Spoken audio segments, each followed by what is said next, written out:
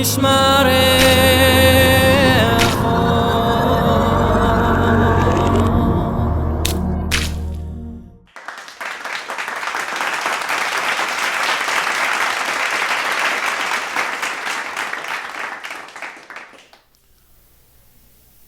14.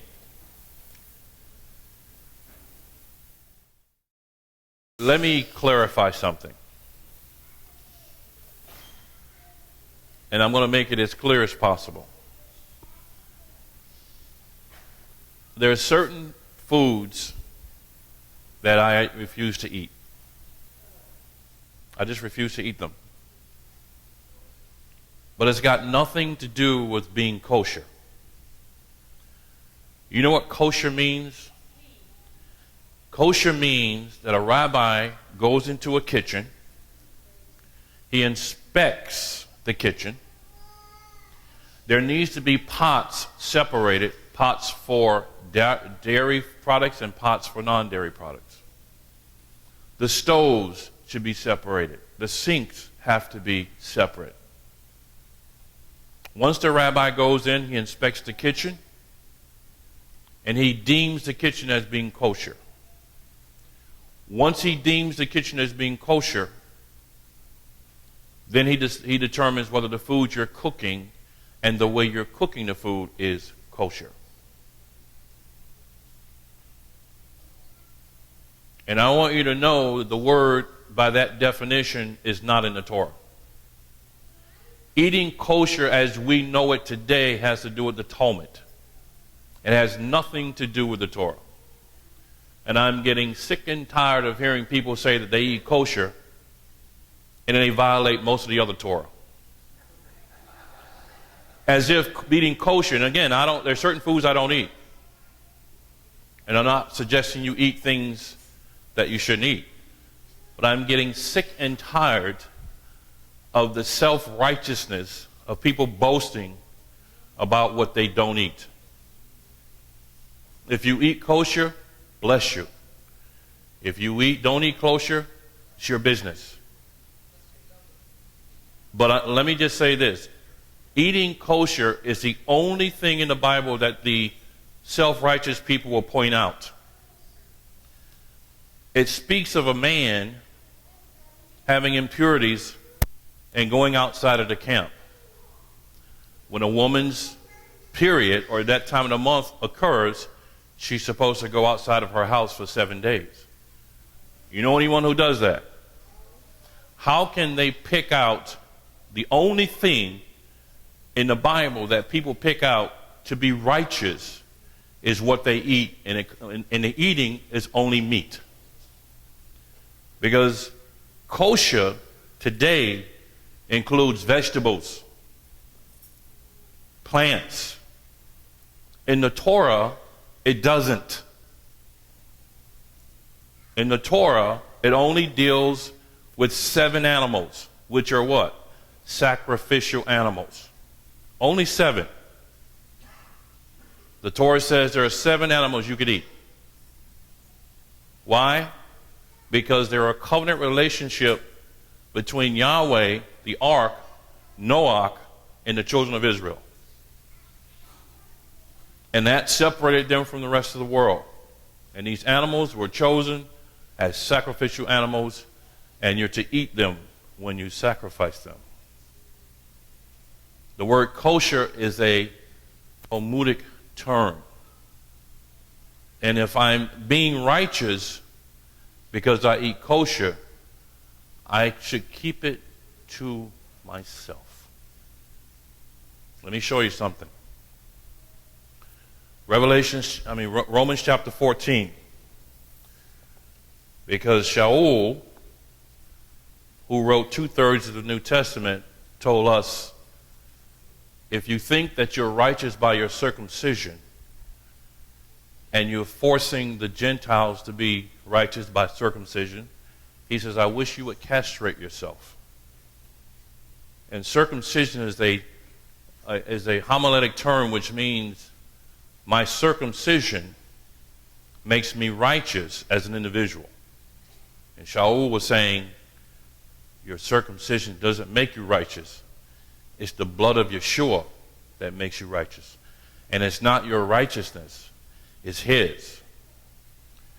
So what is my benefit from eating kosher? Well, the benefit is it's a healthier way to eat. And the Torah does give us 7 animals that we can and cannot eat, or can eat. But you need to understand that does not make you righteous. And there are self-righteous people who claim that to be a righteous act. In other words, if I don't eat kosher, I don't make it into heaven. And that's got to be the most ridiculous thing I've ever heard in my life. Now, if you're, let's just use a hypothetical. If you're on a deserted island, and then this crustacean crawls up on the beach, and you're starving to death, you will eat that crustacean. And then you'll say, in my heart, if I felt it was wrong, Father, forgive me, but I was starving to death. Romans 14.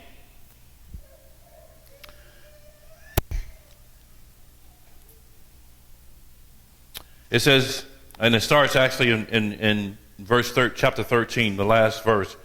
The night is far advanced, the day has come near.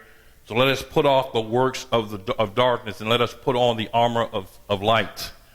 Let us walk becomingly as in the day, not in wild parties and drunkenness, not in living together and indecencies, not in fighting and envy, but put on the Master Yeshua, Messiah, and make no provisions for the lust of the flesh. When you look at Galatians chapter 5, verse 16 through 21, it says, it lists all the reasons why you will not make it into the kingdom of heaven. None of them have to do with dietary laws. Read Galatians 5:16 through 21. None of those things, in Galatians 5:16 through 21, he didn't say, if you don't eat kosher, you don't make it into the Malkut. Let's finish. And receive him who is weak in the belief, and not criticizing his thoughts. One indeed believes to eat all foods, but he who is weak eats only vegetables. Let me explain to you what's going on here in Romans. In that day, there were Jewish believers who said to the Goyim, you must eat kosher in order to be a believer. So some of those people got so confused, and then Paul came along and started talking about, well, I wish you would castrate yourself because you're trying to put a burden on the Goyim that you can't keep yourself. And according to the Talmud, there are 613 commandments, mitzvot. But there are not 613 commandments, mitzvot. There was only 10, and then there were a dialogue or a decalogue for the rest of the Torah. But the Talmud came along and says, you got 613. When the Yeshua came along, Yeshua says no more bulls and goats. He was using a metaphor for what? Sacrifice, animal sacrifice. In Hebrews chapter 7, 8, and 9, he speaks of himself as being what? The ultimate sacrifice, the last sacrifice. I've studied the Mishnah Torah. I've studied the Talmud. I'm here to tell you that the beginning and the foundation and the first part of keeping Torah is sacrificing. Let me tell you this, and I won't say it again. If you claim you're keeping Torah to be righteous and you're not sacrificing, you are lying to yourself. If you claim you're keeping Torah and not sacrificing, you're lying to yourself. Because the first part or the decalogue of keeping Torah is the first sacrifice. And all the other mitzvot fall underneath it. Let me explain a little bit. Indulge me a little bit. The 7 sacrificial animals that Yahweh said, I want you to sacrifice for me as a blood covenant sacrifice, once you kill them, that is your food to eat. And if you pay attention, if you're really a student of the Torah, you'll see that every other commandment, groups of commandments, fall underneath that sacrificial law. Once Yeshua came, he did not do away with the Torah. He did away with sacrifice. Once you do away with sacrifice, which is your only covenant of righteousness, then keeping Torah becomes irrelevant as far as you being righteous and going to heaven. And I know some people will teach you that unless you keep Torah, you cannot go to heaven, unless you eat kosher. Now, and again, the only thing they pick out is eating meat. That's the only part. They use that as a big deal to criticize. And what is the first thing in Romans 4:14? Don't criticize. So these brothers, they were so confused and so distraught. They said, you know what? Tell you what, we won't even eat meat. We'll just leave meat alone. Because it's the only problem that we have with what we're hearing is meat. There are several Torah commandments. Why do we pick out just the meat? Because it's the only thing that you can do and justify your righteousness today. Your self-righteousness. Shoot me if I ever eat a pig. Cut out my heart if I ever eat a piece of bacon. But I'm telling you right now, it's not going to make me righteous. And I'm the first one to tell you, I am not going to eat a pig, but it doesn't make me righteous. So when we meet, you invite me to dinner, and there's a piece of bacon on my plate. According to the scripture, don't fret it. Don't offend that person who's bringing you a meal to their table. I'm not going to get all bent out of shape saying, oh, I can't eat that. I may say to the person, depending on the relationship I have, well, you know I don't eat pork. Turkey bacon. But listen. So these people who decided, since there's so much confusion about eating meat, we'll just become what? Vegetarians. And the church says, well, this is a religion of vegetarianism. No, it's not. These were believers who got confused. And they were Gentiles. Where is he writing to? Rome. The church at Rome, the assembly at Rome. What was the problem with them? They had all kinds of problems. They were goyim. So if I'm Jewish, if I'm Yehudim, I'm not going to change the way I eat. If I'm Yehudim, this is the way I've been eating for thousands of years. I'm not going to change. All of my markets are set up that way. When I walk into a store, it's set up that way. All the meat that's being sold at my market is sacrificial meat. So this is the way we've been doing it for thousands of years. Now, if you serve that Yehudim person something that's not kosher, and they're a believer in Yeshua, they're not going to hell. Gehenna, they're not going there. It's not going to ruin their relationship. Like Yeshua says, what goes in the mouth comes out the other way. It's what comes out of here, the heart, the lev, that is offensive and defiles a man. Let's finish reading. Romans 14, and receive him who is weak in the belief, not criticizing his thoughts. One indeed believes to eat all foods, and this is the Hebrew term kol, all. It's a superlative. And some of the self-righteous people will try and pick out to say, well, this is not talking about everything. Yes, it is. Kol. Well, in Hebrew, in English, it will be CHOL. No, it's really not phonetically. Yeah. So here it says, in verse 2, it says, and one indeed believes to eat all foods, but he who is weak eats only vegetables. He that eats, let him not despise him who does not eat. And he that does not eat, let him not judge him who eats, for Elohim receives him. Verse 4, who are you that judges another's servant? Here is one of the most profound verses in the Bible. Who are you to judge another person's servant? We are not to be critical of each other.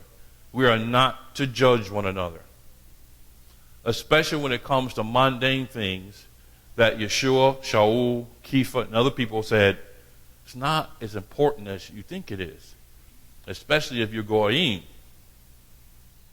If you want to open a restaurant in Israel today, you have to pay $20,000 to a rabbinical group to deem your restaurant as being kosher. That is not biblical. It's a lot of money. Mucho dinero. But that's the way it is in Israel. Why? Because the rabbinical groups control Israel. They control everything. All right. So verse 4, it says, who are you that judges another servant? To his own master he stands or falls. In other words, if he's doing something that is going to cause him to go against the grace, the love of Yeshua. In other words, hating. The scriptures are talking about don't hate your brother. Don't go out in the world. Don't walk in darkness. It's your responsibility to help that brother. You go and get him. You know, if he's hanging out at Hard Rock Cafe and he's not supposed to be there, it's your responsibility to do your best to go and get him out of that situation. It says by doing so, you will pull him out of Gehenna's fire. All right? It says, but he shall be made to stand, for Elohim is able to make him stand. If the brother is doing something wrong, Yeshua, Elohim, will make sure he conveys to that person the wrong that he's doing. Let's keep going. One indeed judges one day above another. Another judges every day alike. Let each one be completely persuaded in his own mind. Now, here we go again. Is he talking about Sunday compared to Shabbat? No. Not at all.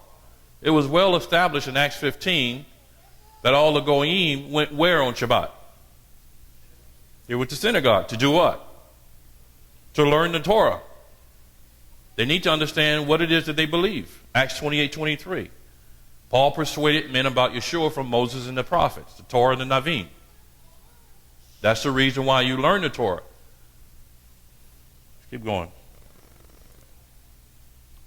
Which verse, Jackie? 6. He who minds the day minds it to Yahweh, and he who does not mind the day to to Yahweh he does not mind it. He who eats to Yahweh, for he gives Elohim thanks. And he who does not eat, to Yahweh he does not eat, and gives Elohim thanks. For not one of us lives to himself, and not one of us dies to himself. For both, if we live unto our master. If we die unto the master. Therefore, whether we live or die, we are the master's.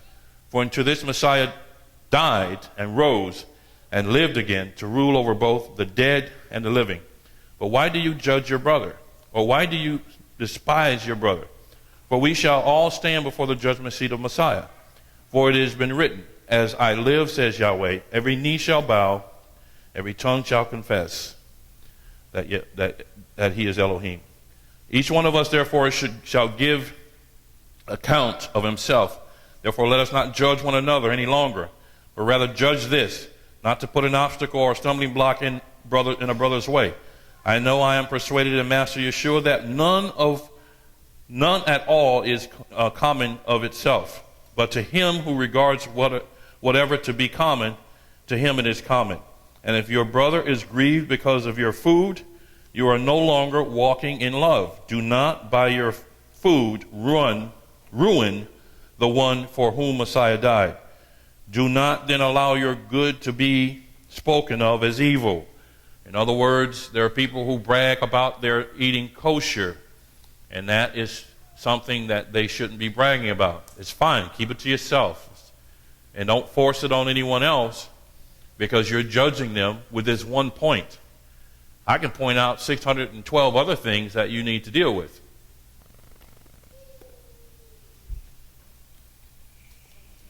"17, thank you, dear. For the reign of Elohim is not eating and drinking, but righteousness and peace and joy in the set-apart spirit." And again, Let me just listen, pay attention.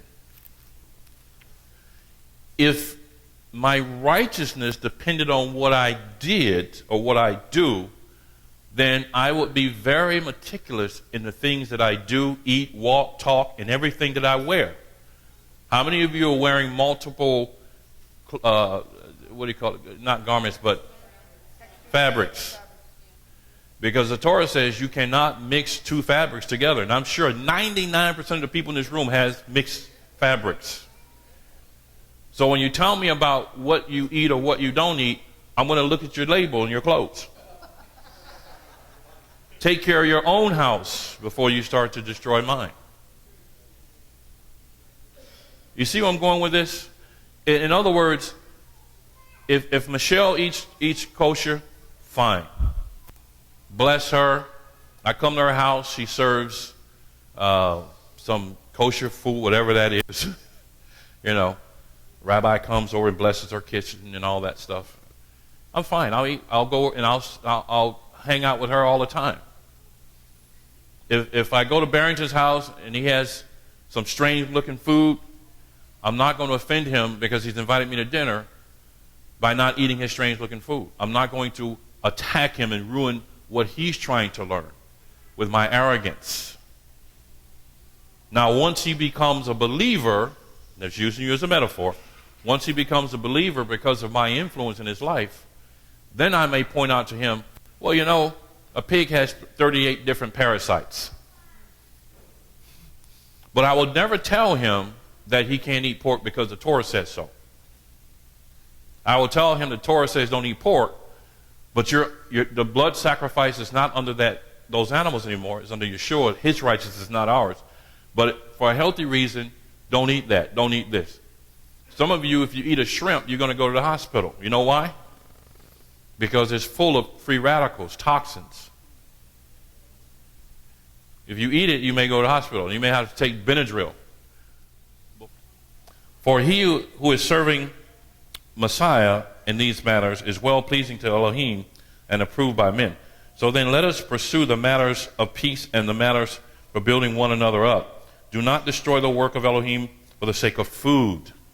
Now, you will not find this kind of talk in the Torah. Matter of fact, the Messianic Jewish people and some of the non-Messianic Jewish people say Paul was a heretic because he wrote stuff like this.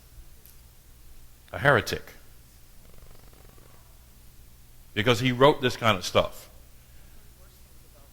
Yeah, they hate him. They hate him. I mean, I've been in a rabbinical, a rabbi confrontation where we had a debate, and one rabbi says, we hate Paul. Yeah, he was fake. He wasn't really Jewish.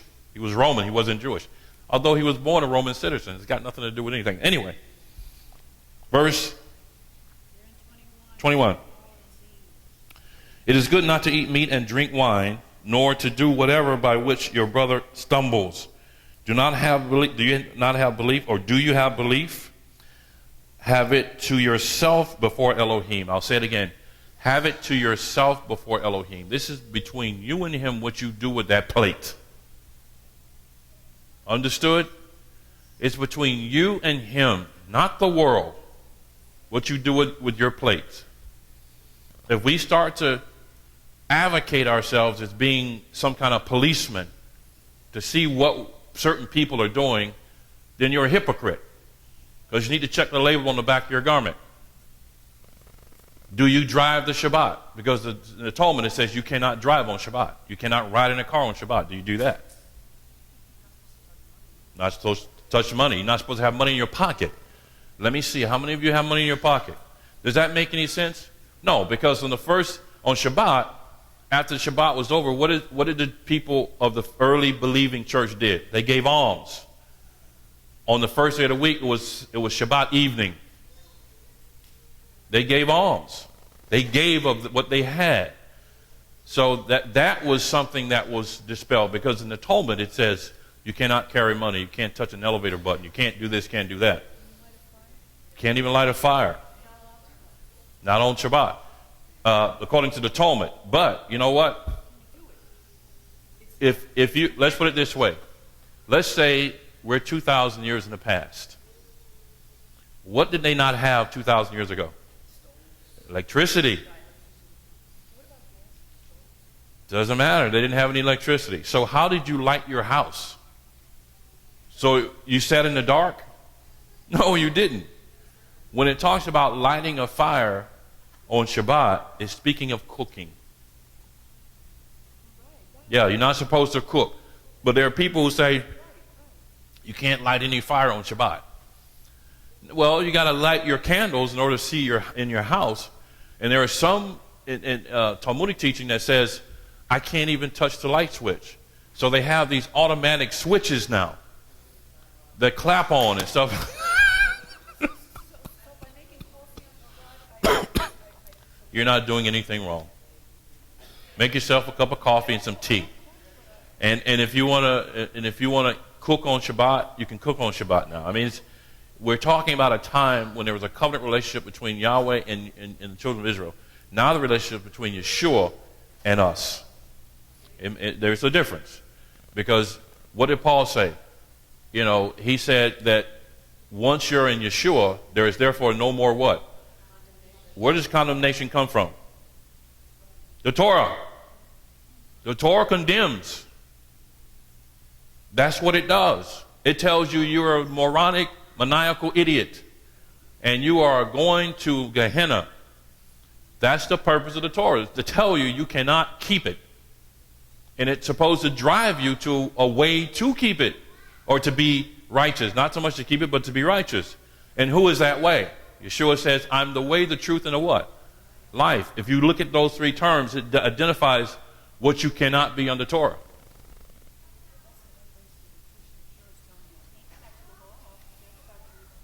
Well, you do go back to the Torah and teaching and learning who Yeshua, who the Messiah is. All right, let's keep going. 22. Do you have belief? Have it to yourself before Elohim. Blessed is he who does not condemn himself in what he approves. But he who doubts if he eats is condemned, because he is not of belief. And all that is not of belief is sin. In other words, if you think that is your responsibility to eat a certain way, then fine. Keep it to yourself. You think that you should not have mixed wools in your clothes, or threads or fabrics in your clothing, according to Torah? Fine, but keep it to yourself. If you see a brother smoking a joint and hanging out in a liquor store, don't keep that to yourself. Okay. Comprende?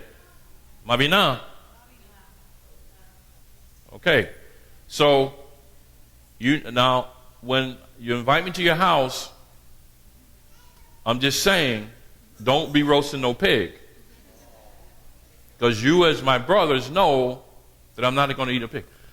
But if I go to somebody who invites me to their house and I'm trying to win them over to Yeshua, and they serve whatever before me, I'm going to eat it. As the Bible says, eat it. Because you don't want to offend those people. Salvation has nothing to do with what you eat and what you don't eat. It has to do with his righteousness in you and you being with him in the Malkut.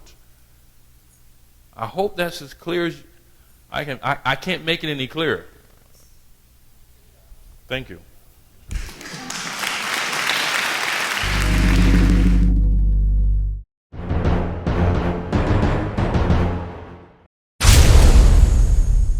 יברכך אדוני וישמרך.